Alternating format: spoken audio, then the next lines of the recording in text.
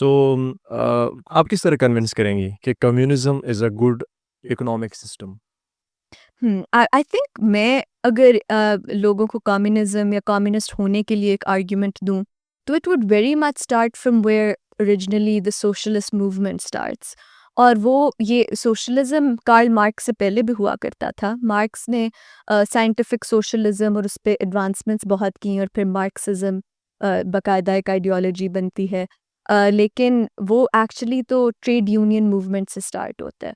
وہ لوگ جو بے شک نام میں خود کو کمیونسٹ کہتے تھے یا نہیں، وہ ان چیزوں کی جد و جہد کر رہے تھے کہ چائلڈ لیبر ختم کیا جائے، کہ فیئر ویجز دی جائیں، 8 آور ورک ڈے ہو، ویکینڈ ہو، ورکنگ کنڈیشنز کہ مطلب لوگ 18 گھنٹے کام کر رہے ہیں آن اسٹارویشن ویجز، یہ ختم کیا جائے.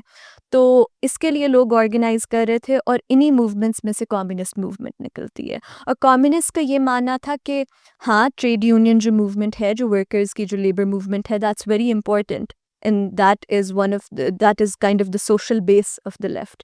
لیکن ایک کمیونسٹ پارٹی کا اور ایک کمیونسٹ ہونے کا مطلب یہ ہے کہ آپ ایکٹیولی سماج کے جو مظلوم اور محکوم طبقات ہیں ان میں یہ طبقاتی شعور، یہ کلاس کانشیسنس بھی آپ بلڈ کرنے کی کوشش کر رہے ہو کہ ان کو پتہ ہو کہ جو سرمایہ دارانہ نظام ہے وہ ویسے ہی ہمارے انٹرسٹ نہیں سرو کرتا.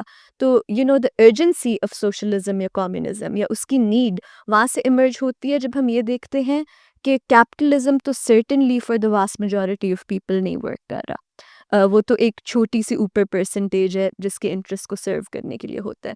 اور کیونکہ وہ طبقہ ہے جو رولنگ کلاس طبقہ ہے، جو میڈیا، اسٹیٹ انسٹیٹیوشنز، لا، اتنی زیادہ چیزیں کنٹرول کرتا ہے اور ان کے حق میں ہی وہ سارا کچھ چلتا ہے، تو اس لیے we have this huge infrastructure of the state, governments, corporate media, جو کہ یہ ہمیں کانسٹنٹلی کنونس کر رہا ہوتا ہے کہ لیفٹ اور کمیونسٹ پالیٹکس کی طرف نہیں جانا اور اسے ڈیمونائز کر رہا ہوتا ہے. لیکن then it becomes the responsibility of the left to organise in communities, کہ لوگوں کو یہ کانشیسنس دی جائے اور اس پر ہم آرگنائز کریں. So to be scared of being a communist, that means to be scared of your own politics, to demand your own interests and demand your own rights. تو اسی لیے مجھے لگتا ہے کہ ہمیں اس لفظ سے ڈرنا نہیں چاہیے، اسپیشلی جس دور میں ہم رہتے ہیں جہاں کیپٹلزم ہر کچھ سالوں بعد کرائسس میں گیا ہوتا ہے. اکنامک ڈپریشنز اور کرائسس پوری دنیا میں افیکٹ کرتے ہیں ہمیں، ینگ لوگوں کے، ہم آئی ایم شیور حالات پہ بات بھی کریں گے. تو اس کی وجہ سے ایک آلٹرنیٹیو جو ہمیں کیپٹلزم سے آگے اوور کم کرنے میں دکھتا ہے وہ سوشلزم کا ہی ہے. اور 20ویں صدی میں جو ہم نے سوشلسٹ گورنمنٹس موومنٹس دیکھیں اور آج بھی جن چیزوں کے لیے لیفٹ جد و جہد کرتا ہے، مجھے لگتا ہے وہی ایک پروگرام ہے جو ہمارے سوشل، اکنامک اور پولیٹیکل ایشوز کا ایک کانکریٹ حل پرومس کرتا ہے. سو کون سی گورنمنٹس ہیں یا کون سی کنٹریز ہیں جہاں پہ سوشلسٹ سسٹم ہے اور وہ کامیاب ہے؟ اب 20ویں صدی میں تو بہت زیادہ تھی. فار ایگزامپل اب دیکھیں مارکس 19th سینچری میں اپنا یہ انالیسس دیتا ہے اور وہ کمیونسٹ مینیفیسٹو اسٹارٹ کرتا ہے کہ spectre is haunting Europe and that spectre is communism. تو یہ جو ایک کیپٹلزم کی ایمرجنس کے ساتھ صنعتی انقلاب کی وجہ سے جو ایک طبقہ میجورٹی میں ایمرج کر رہا تھا ان سوسائٹیز میں، وہ ورکنگ کلاس طبقہ تھا. لیکن ہم نے دیکھا ہے کہ جس طریقے سے ویسٹ میں کیپٹلزم ڈیولپ کی ہے، ہماری سوسائٹیز تھوڑی ڈفرینٹ ہے تھرڈ ورلڈ کی سوسائٹیز، کیونکہ یہاں کیپٹلزم وائلنٹ کالونائزیشن اور سلیوری کے تھرو آتا ہے.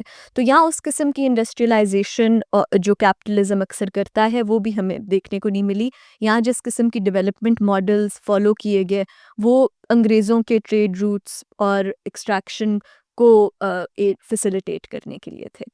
تو ادھر اس لیے لیفٹ کی موومنٹس کا کیریکٹر بھی تھوڑا مختلف رہا. تو جب تیسری دنیا کے مارکسسٹ نے مارکس کا انالیسز آگے بڑھایا اپنے سماج میں، تو انہوں نے یہ سمجھنے کی کوشش کی کہ کیپٹلزم ہمارے سماج میں کیسے ڈیولپ کرتا ہے، ادھر کون سے طبقات ہیں جن کا رولنگ کلاس کے ساتھ کانفلکٹ ہے.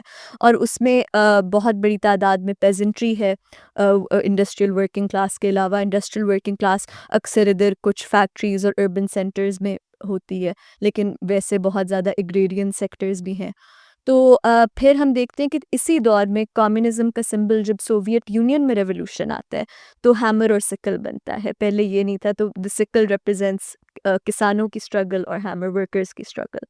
تو بنیادی طور پہ ہم نے دیکھا کہ barely like 50-60 years after Marx's death 20th century میں آدھی سے زیادہ دنیا کمیونزم سے متاثر ہوتی ہے. سوویت یونین میں جو پہلا انقلاب جب آتا ہے تو and it's important to note کہ وہ انقلاب ایک امپیریلسٹ وارز کو رد کرنے کے لیے جو پہلی عالمی جنگ چل رہی تھی اس کی مخالفت میں لوگ اٹھے تھے کیونکہ اتنے زیادہ سولجرز مر رہے تھے. بریڈ اور بیسک نیسیسٹیز کی پرائسز اتنی زیادہ تھیں کہ لوگوں کی پہنچ میں نہیں تھیں.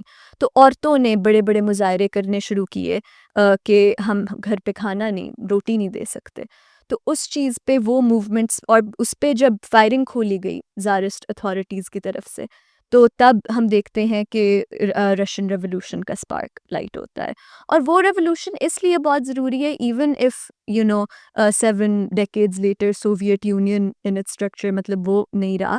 لیکن that socialist experiment it is very important because for the first time Marxism اور کمیونزم became not something جو ایک پیج پہ لکھی گئی تھیوری ہے لیکن ایک عملی ایک پروسیس جو جس نے پوری دنیا کے مظلوم اور محکوم طبقات کو یہ میسج دیا کہ اگر روس میں ورکرز اپنی گورنمنٹ لا سکتے ہیں اور ایک نیا سسٹم تعمیر کر سکتے ہیں جو ان کو سرو کرتا ہے تو ہم کیوں نہیں کر سکتے. ہم کیوں سرمایہ دارانہ ایک نظام کے نیچے رہیں جو ہمیں وائلنٹلی اوپریس کرتا ہے.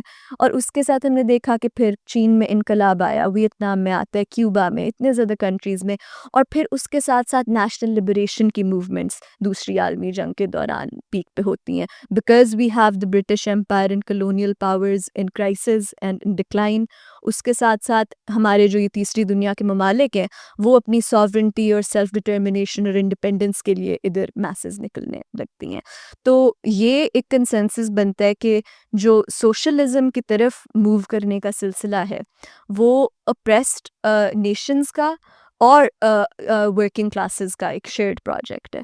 تو اس لیے ہم دیکھتے ہیں کہ 20ویں صدی کے تھرو آؤٹ جو کمیونسٹ موومنٹ ہے انہوں نے تمام اینٹی کلونیل موومنٹس کو بھی سپورٹ کیا. اور جو independent governments even if they weren't purely socialist but لیکن وہ اپنی انڈیپینڈنٹ اکنامک پالیسیز بنانا چاہتے تھے جیسے کہ وہ اپنی ریسورسز اپنے لوگوں کے لیے نیشنلائز کرنا چاہتے تھے اینڈ سو فورتھ. وہ یہ نہیں چاہتے تھے کہ ہمیں نیو کلونیل انسٹیٹیوشنز اور کالونسٹ بتائیں کہ ہم نے کیا ادھر پالیسی لوگوں کے لیے کرنی ہے. ہم اب فوراً ان کو انٹرسٹ کو نہیں سرو کریں گے, اپنے لوگوں کے لیے پالیسی بنائیں گے, اپنے لیڈرز الیکٹ کریں گے, اپنے الیکشنز کریں گے. تو یہ پوری ایک ویو سٹارٹ ہوتی ہے ورلڈ میں. تو اس میں سے کچھ ایگزامپلز ہیں جو آج بھی زندہ ہیں. چائنا ڈسپائٹ سم کرٹیسزم اور despite some open market reforms in the 80s still وہ خود کو ایک سوشلسٹ کنٹری کہتا ہے and with a communist party which is the largest political party with a 90 million membership. تو اس میں ڈیموکریٹکلی کتنے لوگوں کو انوالو کیا جا رہا ہے اس ایک سوشلسٹ پروجیکٹ میں. اور اس کے ساتھ ساتھ کیوبا ایک بہترین مثال ہے جو ابھی تک 60 ایئرز سے امریکن امبارگوز اور سینکشنز کے تھرو بھی آج سسٹین کر رہا ہے اور دنیا کو ہیومینٹی میں لیسنز دے رہا ہے. جہاں سامراجیت وارز دیتی ہے اور ویپنز دیتی ہے اور کلنگز کرتی ہے اور آپریشنز کرواتی ہے اور ملٹری ڈکٹیٹرشپ اسپانسر کرتی ہے, کیوبا وہ ڈاکٹرز بھیجتا ہے اور لوگوں کو ہیلپ کرتا ہے انکنڈیشنلی. تو یہ مطلب لیسنز ہیں ہیومینٹی میں جو ہمیں سوشلزم نے دی ہے. 80s کے بعد جو ڈکلائن سوشلزم میں آتا ہے that is a temporary decline کیونکہ ہر موومنٹ میں ڈکلائنز آتی ہیں اور سیٹ بیکس آتی ہیں.